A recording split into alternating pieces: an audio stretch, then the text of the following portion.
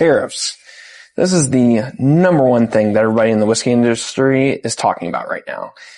And I'm not talking about just like from the distillers to the people who are in manufacturing. I'm talking about the people who even help in the other industries that affect the whiskey industry.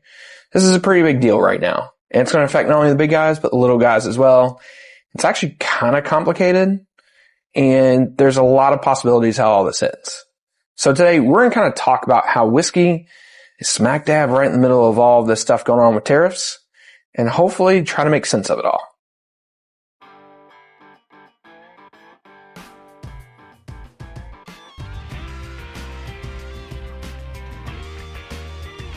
Alright, so welcome back. My name is Zach. Dave's not with us today. He's actually out of the country right now doing a mission trip, so I'm just trying to record a couple of videos, and this is one of the topics I really want to try to dive in depth to a little bit and just kind of talk and explain a little bit to the best of our abilities and try to make sense of it all. But before we begin, make sure you please hit that like, subscribe, notifications button. Check us out on all socials. We're even trying to do this podcast thing. Check us out on Patreon.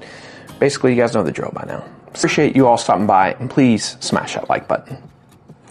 So, tariffs. Before we even begin talking about it, we got a lot to explain about it. We got to talk about what is a tariff, why we're here with whiskey, and where it's going. But before I even begin, I just want to put this little thing out there, okay? We're not going to go too much into the political side of things. We're not going to talk about each individual country. We're not going to talk about this president, former president, whichever president. I'm not worried about the politics side of it. What I am worried about is the whiskey side of things. And that's how we're going to try to approach this. So honestly, guys, this is just strictly about the whiskey and how it's going to affect distilleries and also how it's going to affect you as a consumer. So what's a tariff? A tariff is basically a form of a tax that they use to tax imported goods coming into the country.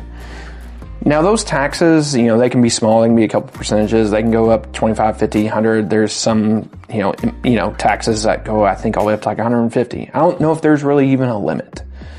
What you do with tariffs is basically try to encourage two things. First thing is you try to grow revenue, and you put a tax on, 2%, 5%. You slowly grow it over time because consumers are still going to buy that, and it just makes sense.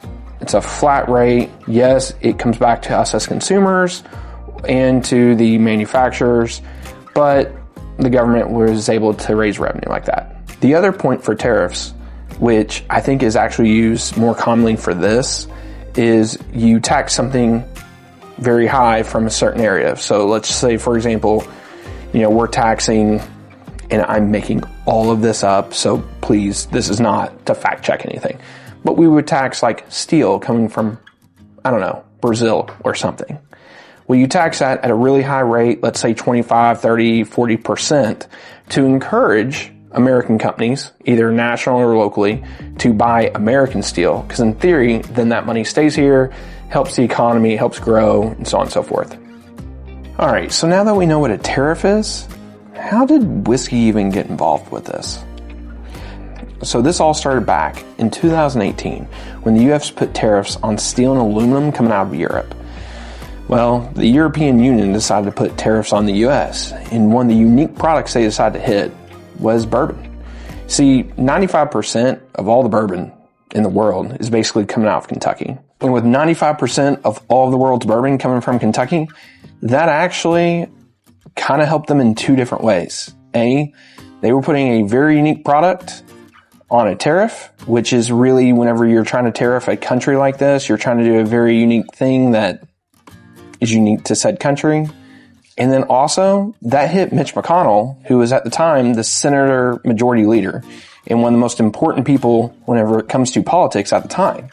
So that's actually affecting two things, which is their goal and what they wanted. Now, you might be asking, why does Mitch McConnell have anything to do with it? Well, Mitch McConnell being the state representative from Kentucky, that affects him. That affects his voters, and that puts a strain on that relationship. And whenever you're in a tariff war like this, you're trying to put pressure on leadership. And how you put pressure on leadership is by affecting people in their jobs. Now, back in 2021, these tariffs were actually suspended. until March 31st of this year. So we're kind of in this weird, tricky spot where these tariffs are getting ready to come back, and it was at 25%. Now it's going to be at 50% if this new tariff is enacted. Now, from talking to different distillery people, I don't think anybody really knows what's going to end up happening. I think actually a lot of them think they'll get suspended again, but I don't think anybody actually knows what's going to happen. But a lot of distilleries and producers have really planned for this and are really kind of in a good spot whenever it comes to the European tariffs, because that's what they plan for. The Canada tariffs, though, and the Mexico tariffs, that's a different story. So a couple weeks ago, President Trump announced that there was going to be new tariffs on Canada unless certain conditions were met. I believe some of them were over border security, the fentanyl crisis, and there were some others. Canada then, in turn, put tariffs on us, and one of the things that they went after again was bourbon/whiskey, and they went a step further where they pulled everything off the shelves. This was not foreseen, I think, by a lot of distilleries and brands and everything else, and has really taken a lot of people by surprise, if I'm just going to be honest with you. Now, thankfully, after all that happened, the tariffs for Canada and Mexico both got put on a 30-day suspension, and we're right now in the middle of that, and I have not read anything solid to believe that anything is settled one way or another. I do not know if we're headed towards another 30-day suspension or anything else like that at this point in time. But here are some things I know. Canada is the single largest export partner of Kentucky. And considering how much bourbon Kentucky makes, you know that's probably their biggest thing. Or at least one of their biggest things. And also another important thing I just want to point out, that politics aside, I know we weren't going to talk a lot about it, but I just want to show how important that this is, that both a Democratic governor and Andy Beshear, the Republican senators such as Mitch McConnell and Rand Paul have both spoken out about all of these, stated their concerns for their state, the industry, and the people for the state of Kentucky, which I give credit to all three of them, because, I mean, now in politics, nobody wants to get along, and I'm at least happy that people are trying to get along for their state. It's nice to see. So I've kind of spent the last couple of weeks talking to people in the whiskey industry, and that I'm gathering from all of this is that people are very nervous. I think whenever people thought tariffs were just going to affect them with the European market, I think there were some game plans. I think people had some strategies to where they thought that they were going to be fine. Honestly, I think whenever the new tariffs came out with Canada, mostly Canada and Mexico, I think that took everybody by surprise. I don't think people expected that. And it gets really, really complicated with Canada. I think if those hold up, I think a lot of people believe that they're going to be in for a really painful year this year in bourbon. So let's talk about how this is going to affect the bourbon industry now.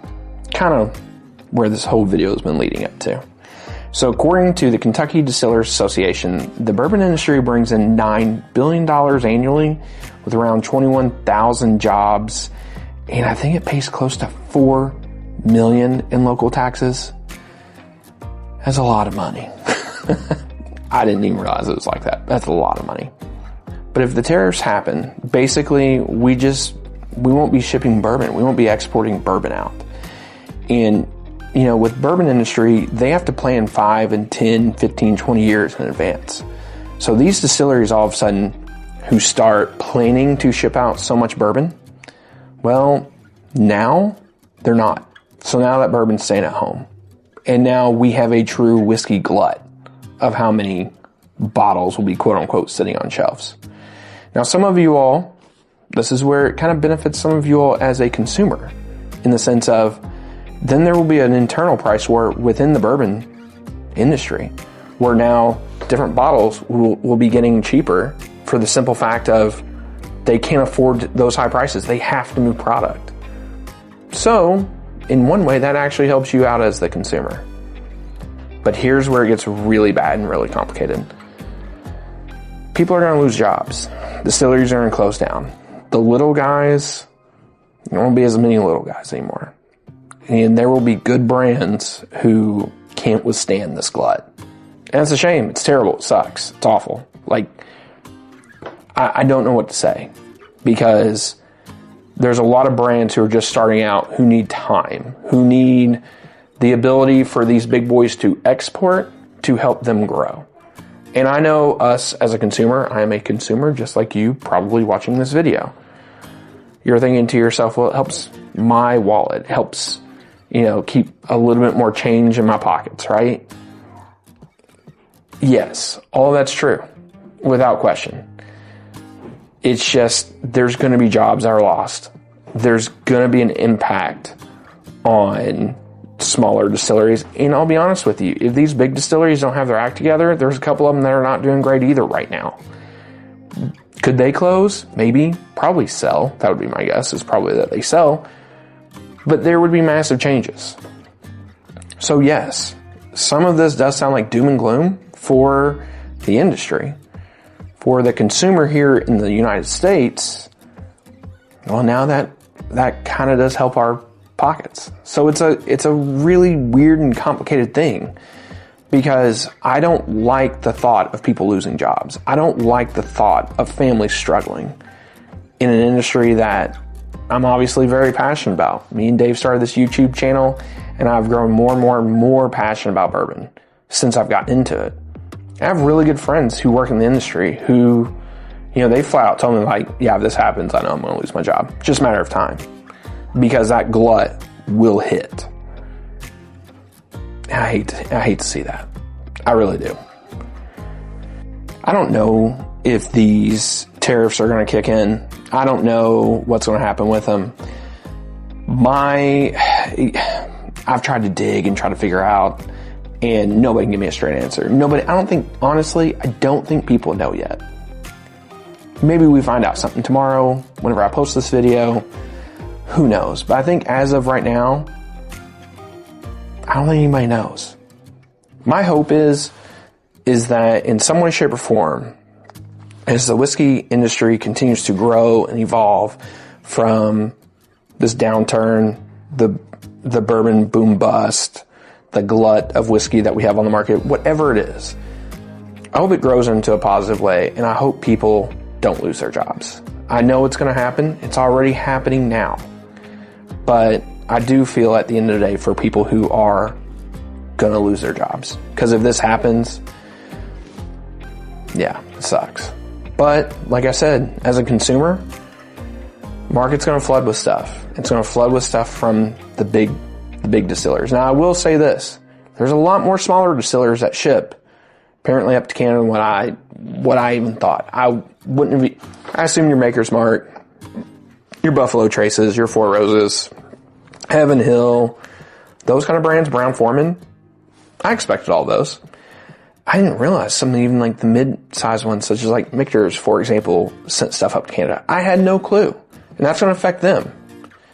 It's just going to affect everybody. So, here's my point.